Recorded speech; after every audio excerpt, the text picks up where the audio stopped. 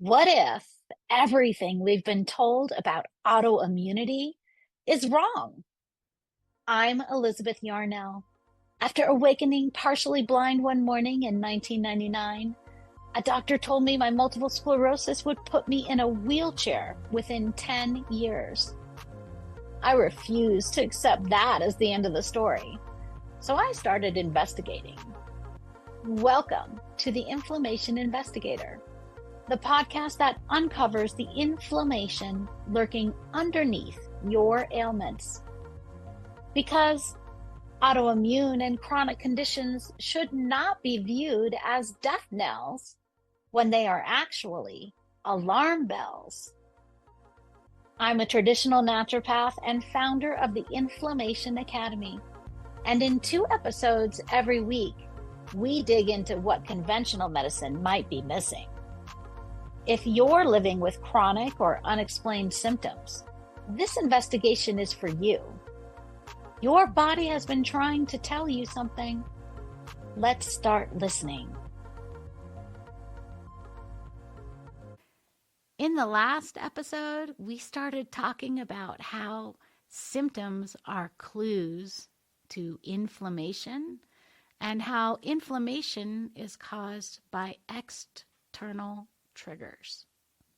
Yes, I said external triggers, not internal triggers.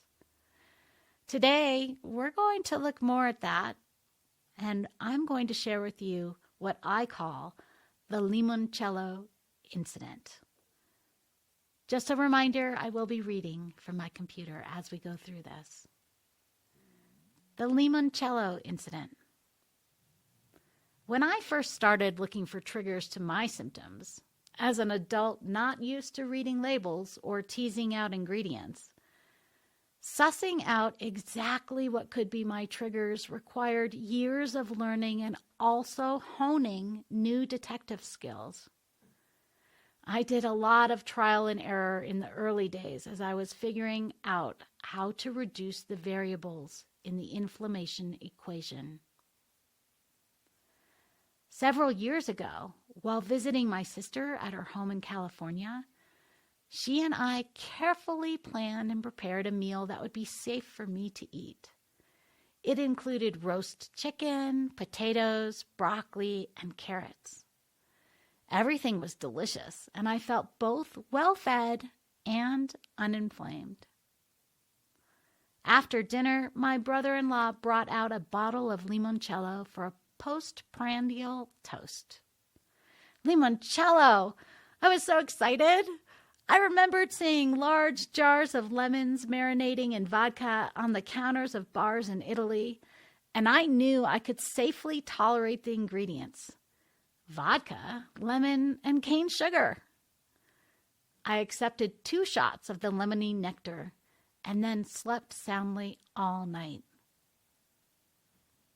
My sister burst into her guest room at 10 o'clock the next morning, waking me from a deep sleep. Since I normally wake between 7 and 8, this should have been my first clue that something was wrong. I noticed that I was disoriented and a little shaky, but dismissed it as a hangover. She suggested a power walk, and I decided to push through. We started out along a dirt path shaded by leafy trees. At the midpoint of the walk, the route changed from an unpaved lane to concrete city sidewalks. My sister was moving quickly. I was not. I was too busy watching the sidewalk for sloping curbs into driveways, uneven concrete slabs hiding emerging tree roots, and random holes threatening mid-step landmines. "What's wrong with the way you're walking?" I remember her asking. I also remember having no idea what she was talking about. But then she said something like, "It sounds as if your feet are slapping on the pavement." And then it hit me. Drop foot.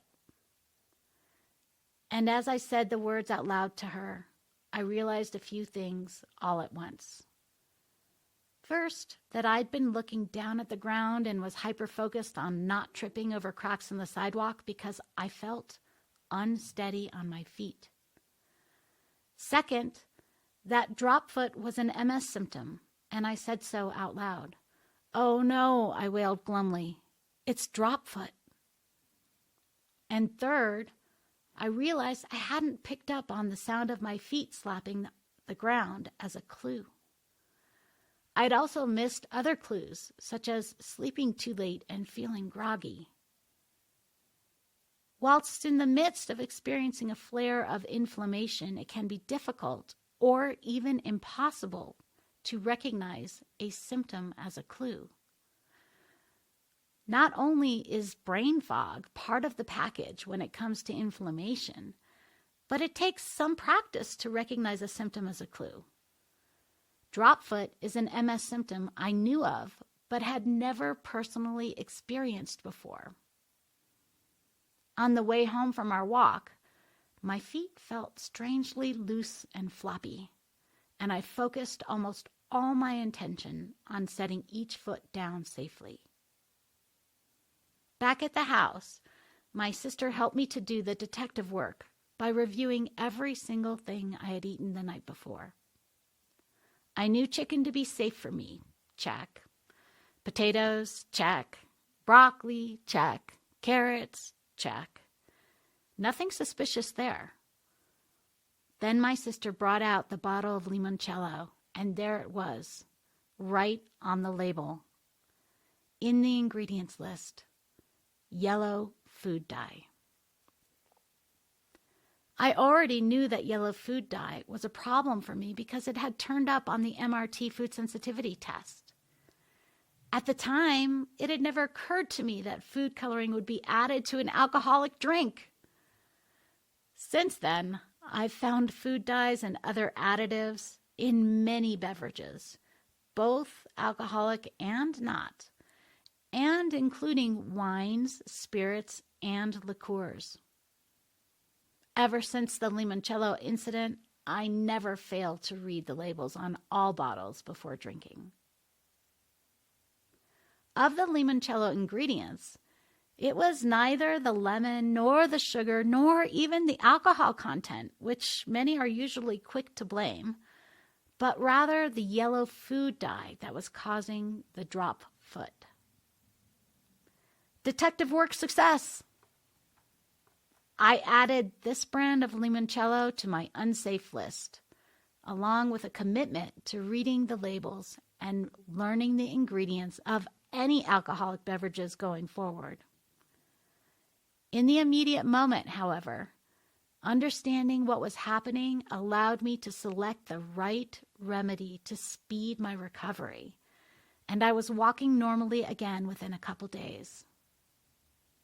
Learning which remedies to take when also takes some awareness, experience, and knowledge, and is something we'll talk more about in later episodes. Until then. And that's another case filed on the Inflammation Investigator. Remember, every symptom is your body's way of communicating. We just need to learn the language. If today's episode sparked something for you, I want to hear about it.